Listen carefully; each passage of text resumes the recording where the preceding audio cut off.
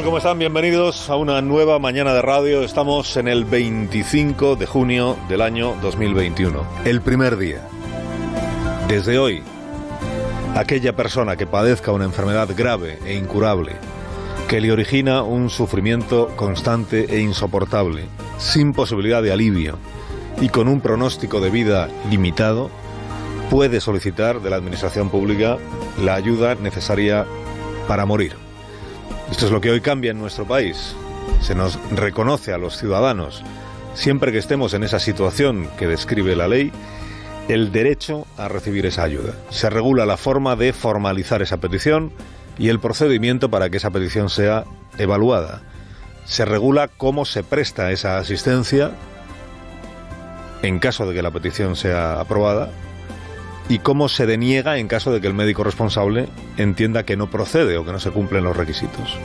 Se regula cómo el enfermo puede recurrir esa denegación ante una comisión de evaluación creada por su comunidad autónoma, integrada por médicos y juristas. En este punto, en el de la creación de esa comisión de evaluación que actúa como garantía de que se respeta tanto el derecho que tiene el enfermo como el hecho de que se cumplan las garantías o los requisitos que fija la ley, en lo de la creación de las comisiones de evaluaciones donde andan más retrasadas algunos gobiernos autonómicos, que significa que desde hoy se puede en algunos lugares presentar la petición, pero no hay todavía comisión constituida para que en caso de denegación pueda atender el recurso correspondiente.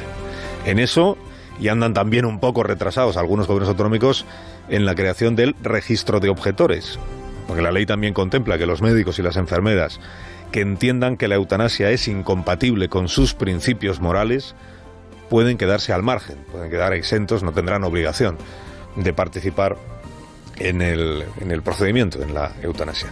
La ley que aprobó el Congreso de los Diputados el pasado mes de marzo, o sea, la ley que aprobó la sociedad española, que al final es lo que representa el Congreso de los Diputados, es efectiva desde la pasada medianoche.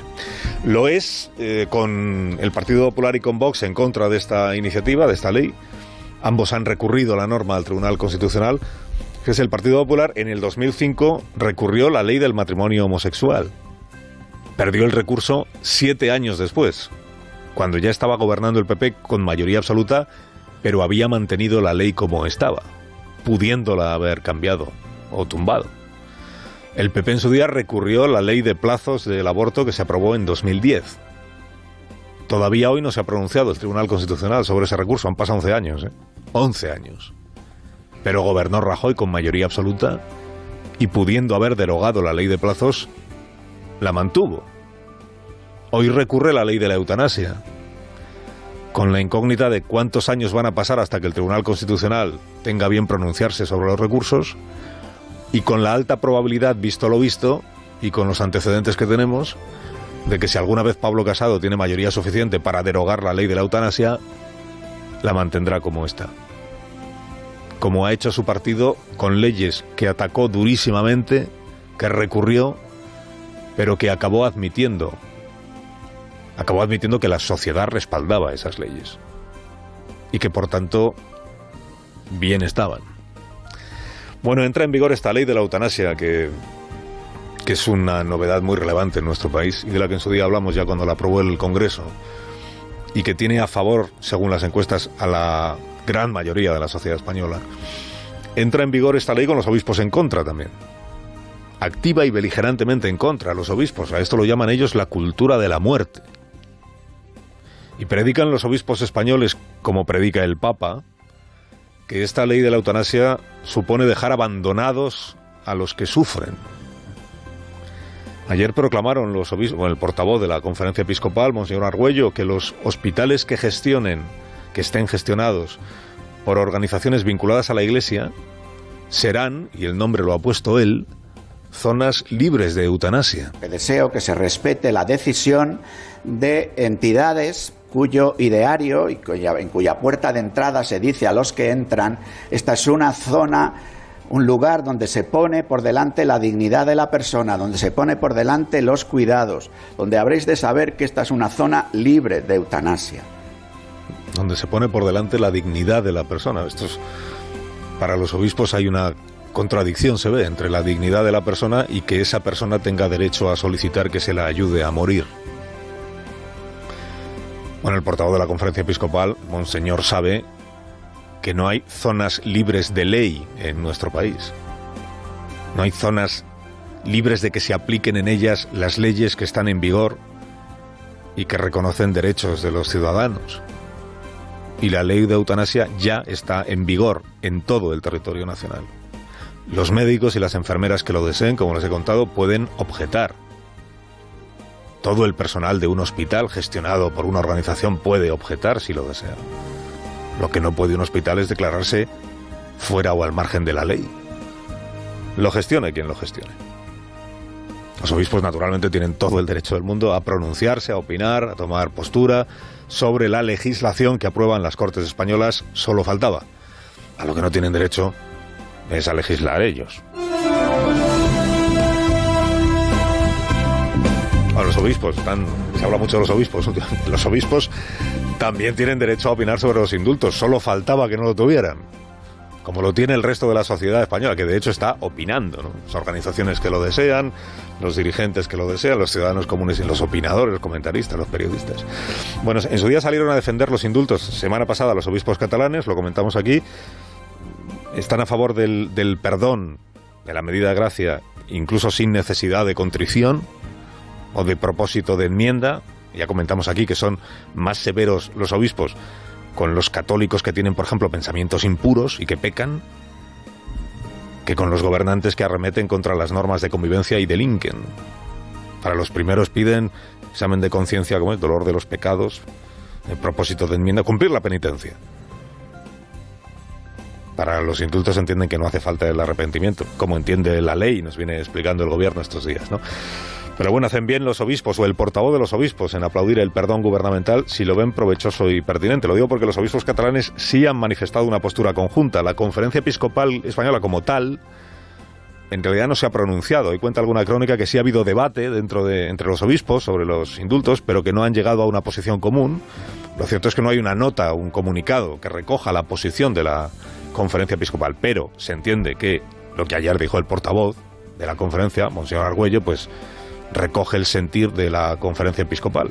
Y lo que ayer dijo es que bendice, por utilizar, digamos, este verbo, bendice la medida de Pedro Sánchez y aplaude el portavoz de la Conferencia Episcopal la medida, los indultos, como una forma, dice él, de cultivar la amistad civil. La llamada que los obispos catalanes hacen al diálogo, a la aplicación de la ley, a la justicia, a romper con actitudes inamovibles, nos parecen actitudes valiosas y que seguramente para crear el clima en el que estas actitudes inamovibles puedan removerse es necesaria alguna manera de cultivo de la amistad civil.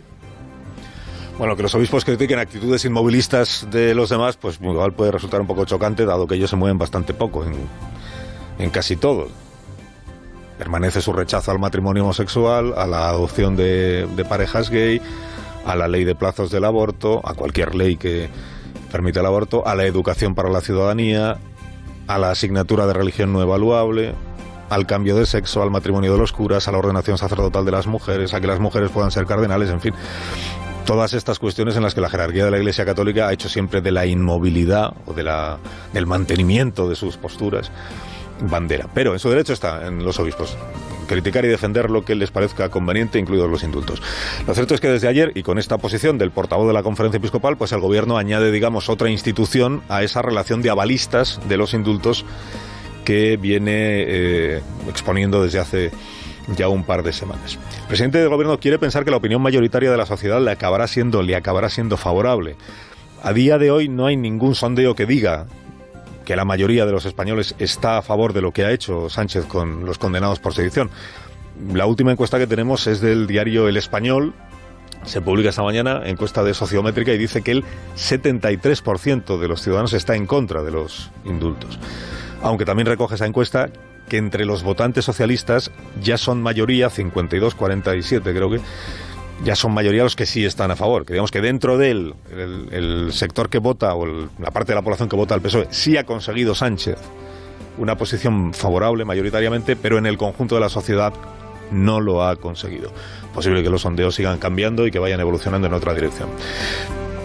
Pronto podrá el presidente, semana que viene, pedirle cara a cara a Pere Aragonés, sin mascarilla además ya, que el independentismo ponga, hombre, algo de su parte, ¿no? Estas proclamas de los indultados el miércoles pasado, sin una sola palabra remotamente parecida a la concordia, a la convivencia, al reencuentro, han obligado al gobierno a quitarle importancia a lo que digan. Esas expresiones era de prever que se podían ver durante estos días de una forma más aguda y, por tanto, yo lo que espero es que esta situación se reconduzca por el cauce del diálogo. Expresiones que se podían prever de forma más aguda, dice la portavoz del gobierno. No, la carta de Oriol Junqueras en La Sexta era de una relevancia máxima, por lo que decía, pero lo que a partir de ahora diga Junqueras no le debemos dar mucha relevancia porque al final era un poco lo previsto. Hay que ir adaptándose, digamos, a lo que viene. Bueno, y Puigdemont. ¿Y con Puigdemont qué va a pasar? Le preguntamos ayer aquí al ministro de Justicia. Es un huido de la justicia y está reclamado por la justicia. Por tanto, le invito a que venga, pero desde luego para ser juzgado, claro. Que venga Puigdemont, pero si viene tiene que ser detenido, dijo no le ampara la inmunidad del Europarlamento, dijo ayer aquí el ministro de Justicia, que admitió que la ley permitiría al gobierno indultar a Puigdemont sin haber sido juzgado y condenado, que existe esa posibilidad legal, pero que no está en los planes del gobierno hacerlo. Por muy líder de su partido, por muy referente de la sociedad independentista y por muy figura clave del proceso de reencuentro, que sea como Junqueras, el señor Puigdemont. Carlos Alsina, en Onda Cero.